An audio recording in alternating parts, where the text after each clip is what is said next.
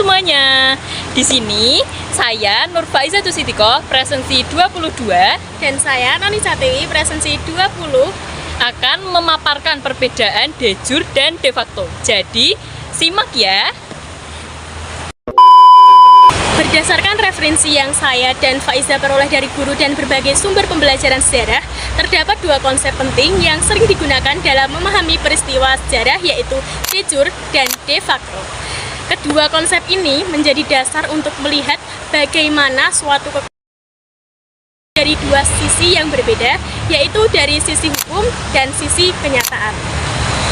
Kedua istilah tersebut membantu kita memahami perbedaan antara kekuasaan yang diakui secara resmi oleh hukum dan kekuasaan resmi yang benar-benar terjadi di lapangan.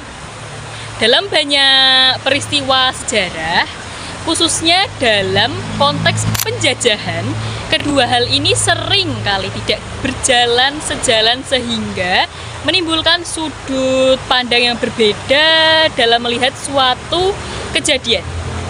Nah, jadi teman-teman bisa bayangkan nih, sebuah negeri yang secara hukum dimiliki oleh bangsa asing, namun rakyatnya menolak untuk tunduk dan terus melakukan perlawanan. Secara aturan, negeri itu berada di bawah kekuasaan penjajah. Namun, dalam kenyataannya, kekuasaan tersebut tidak sepenuhnya berjalan dengan baik. Lalu muncul pertanyaan, apakah negeri ini benar-benar dikuasai dalam sejarah? Kenyataan tidak selalu sejalan dengan hukum. Oleh karena itu, melalui perjalanan sejarah dunia dan Indonesia, kita akan melihat bagaimana konsep de jure dan de facto saling berkaitan dan mempengaruhi jalannya peristiwa besar. Secara sederhana, de jure merupakan istilah yang digunakan untuk menyebut kekuasaan diakui secara hukum ataupun resmi, yang artinya kekuasaan tersebut memiliki dasar hukum yang jelas dan diakui oleh pihak lain, baik secara nasional maupun internasional. Sementara itu, de facto adalah kekuasaan yang benar-benar terjadi dan dijalankan dalam kenyataan.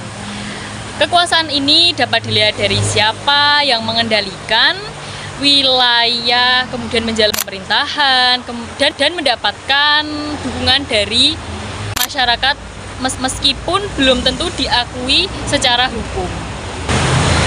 Dalam sejarah dunia, perbedaan antara de jure dan de facto seringkali muncul dalam peristiwa penjajahan maupun peperangan.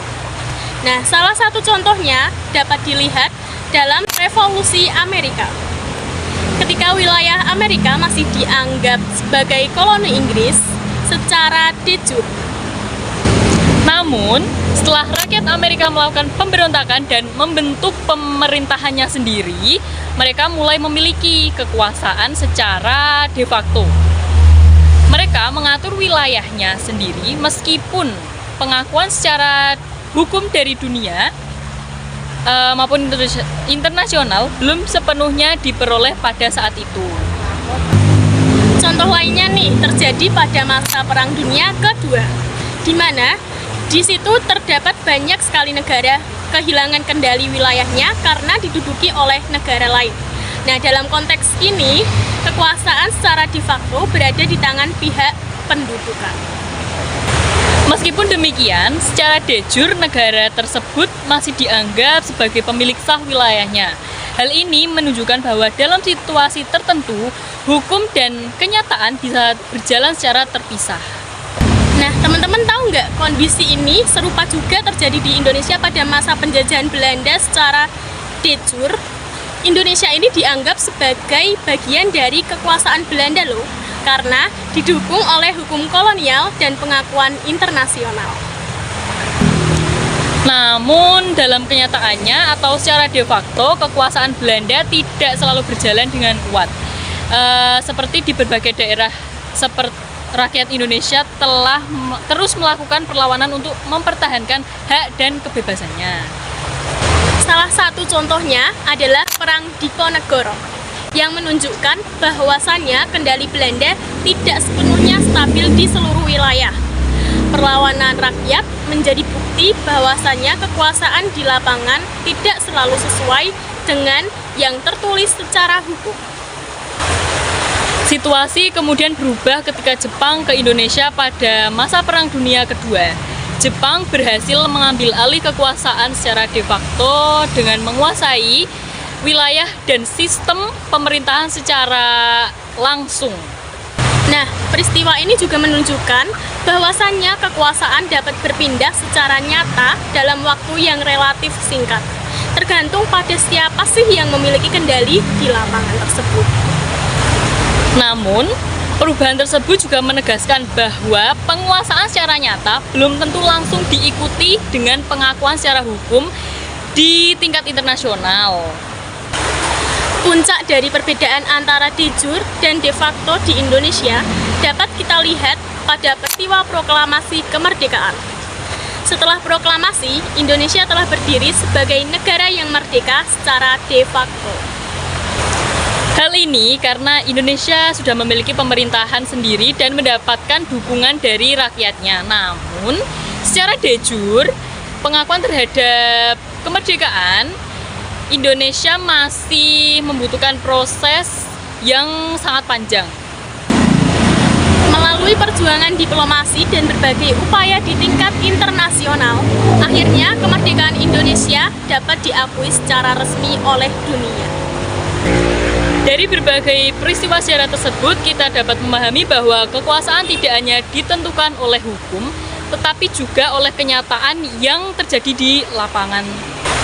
De jure memberikan legitimasi atau pengakuan resmi, sedangkan de facto menunjukkan siapa yang benar-benar memegang kendali dalam suatu wilayah. Dalam banyak kasus, sejarah justru lebih dulu dibentuk oleh kekuatan de facto sebelum akhirnya mendapatkan kekuatan secara de jure. Nah, oleh karena itu, dengan memahami kedua konsep ini, kita dapat melihat sejarah secara lebih kritis dan menyadari bahwa apa yang tertulis belum tentu sepenuhnya mencerminkan kenyataan. Dari pembahasan ini, kita dapat memahami bahwasannya kekuasaan tidak hanya ditentukan oleh hukum, tetapi juga oleh kenyataan yang terjadi di lapangan. De jure memberikan pengakuan, sedangkan de facto menunjukkan kenyataan. Dan pada akhirnya, sejarah tidak hanya ditulis oleh aturan, tetapi juga oleh perjuangan. Oke, jadi segini dulu pembahasan singkat mengenai perbedaan de jure dan de facto. Dadah, semoga membantu. Jangan lupa like and subscribe.